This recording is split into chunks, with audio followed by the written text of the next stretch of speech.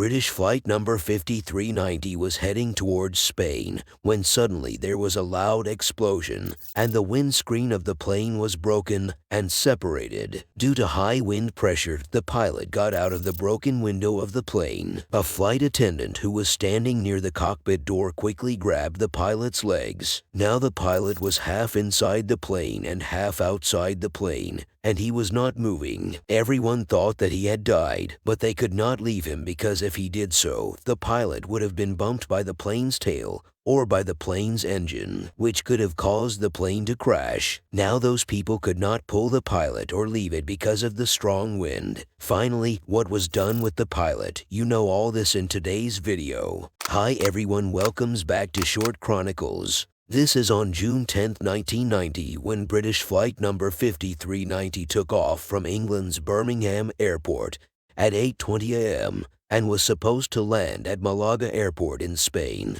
There were a total of 81 passengers, 4 flight attendants, and 2 pilots on this flight.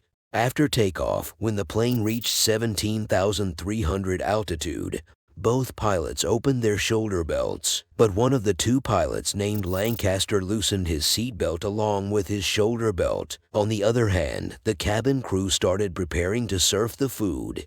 It was only 13 minutes after the flight took off that there was a loud explosion in the cockpit of the plane, and the windshield in front of the plane broke and separated. Due to the strong air from the decompression, pilot Lancaster, who had loosened his seatbelt along with taking off his shoulder belt, went out of the broken window of the plane due to the strong wind pressure. Along with other equipment on the plane which was not attached to the plane, also started falling out of the plane. It was the pilot's luck that his foot got stuck with the flight controller. A flight crew member, Ogden, who was standing near the cockpit door at the time of the accident, ran and grabbed the pilot's legs.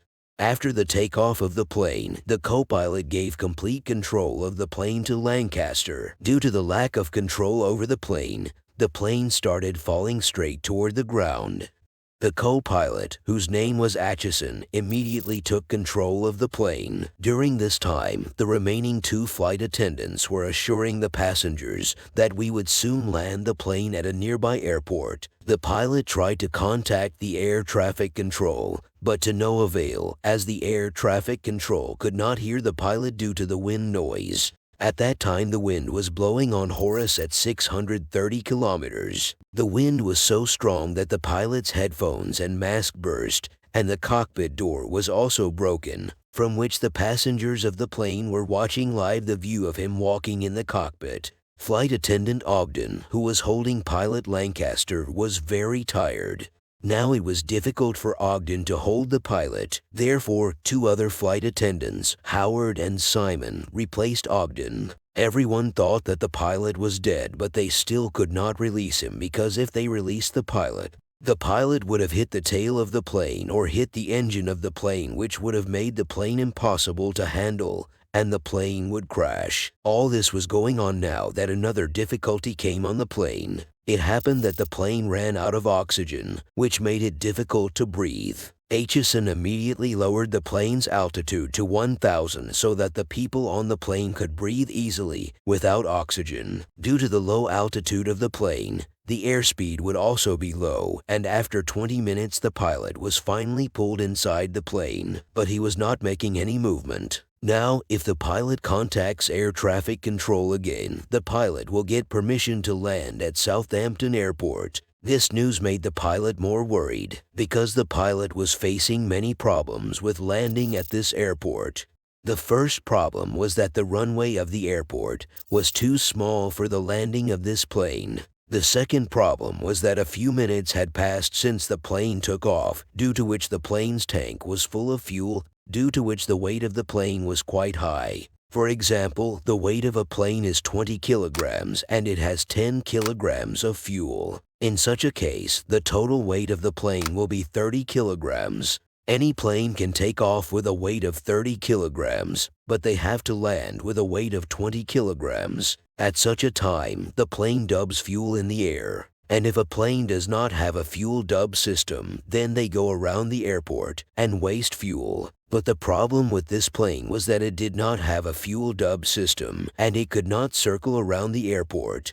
The third problem was that every airport has an instrument landing system that helps the plane to land perfectly. Unfortunately, this airport did not have this system. Now there was only one pilot in the plane, as if he had to face all these problems alone. As soon as the plane's tires touched the ground during landing, what everyone was afraid of happened. That is, due to the weight of the plane, the brakes on the tires stopped working. Firstly, the runway for landing was short and the brakes from above were not working. After a few seconds, all the tires of the plane exploded one by one, and the plane stopped by itself. Pilot Lancaster was taken to the hospital by an ambulance already standing at the airport. Lancaster's arms and hands were fractured, while the flight crew Ogden's shoulder bone was broken. Apart from these two, all the other people in the plane were completely safe. The investigation revealed that a day ago there was some problem in the windscreen of the plane, so he was sent to replace the windscreen and maintain the plane. The plane had to take off the next morning, so the plane was prepared and recognized on the runway in the morning. In his haste, the engineer made a mistake that everyone faced. The engineer has a chart that contains complete details about the plane. The engineer ignored this chart and installed the wrong bolts with windscreen, which was a few inches smaller in size. Due to this, the windscreen is not strong. It could not withstand the strong wind pressure and separated. While the other team checks whether the problem has been solved or not, then they clearness to the plane, after which the plane goes to the runway. But in this case, there was no checking team. In the investigation, the entire management was held responsible for this accident. Pilot Atchison was given the Polaris Award for his bravery, and the rest of the team was awarded the Queen's Appreciation Award.